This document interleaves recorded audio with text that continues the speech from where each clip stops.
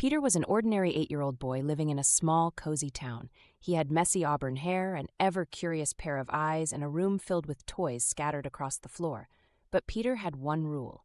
He never, ever looked under the bed. It wasn't because he was scared. At least that's what Peter told himself. No monsters, no boogeymen waiting in the shadows, just something. Something his imagination couldn't quite grasp. Every night before going to sleep, Peter made sure his blanket hung low enough to cover the opening under the bed. He didn't dare let his feet dangle too close, just in case. His parents thought it was just a kid thing. They teased him gently about the piles of books and boxes he placed around the bed as a barrier. To them, Peter was just quirky, overly cautious at most.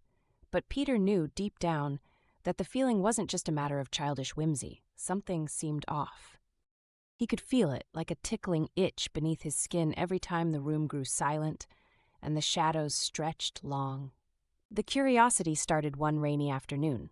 Stuck inside, Peter couldn't go outside to ride his bike or explore the nearby creek.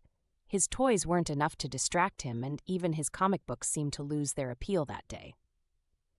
As raindrops tapped steadily against the window, Peter sat cross-legged on the floor, staring at the bottom edge of his bed like it had whispered his name. He had never noticed it before, but the floor beneath the bed, where no sunlight ever reached, was darker than dark, a place where even his brave toy dinosaur dared not tread. The decision gnawed at him until nightfall. Could he risk it? His little heart thumped faster, just imagining pulling the blanket aside and peering into the unknown. But wouldn't it be worse not knowing? What if there was something there right under his nose, hidden in plain sight? That night, after his parents kissed him goodnight and turned off the lights, Peter slunk cautiously to the edge of his bed. He wrapped one hand tightly around his trusty flashlight and took a deep breath. Slowly, so slowly, he lifted the blanket. The beam of light hit the dusty floorboards, casting eerie shadows across forgotten toys. His heart raced as he scanned back and forth.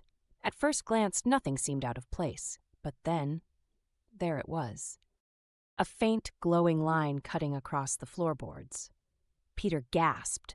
The light felt almost alien, so faint it could easily disappear if he moved too quickly.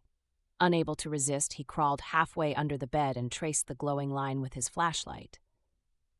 It expanded slightly when the beam touched it, revealing what could only be described as a trapdoor, hidden under his bed all this time. Peter's mind raced. Who had put it there? Was it magic? Was it dangerous? He hesitated, but then placed his trembling hands on the edges and pulled. The trapdoor creaked open, and at that moment, Peter learned that ordinary nights could turn into extraordinary adventures.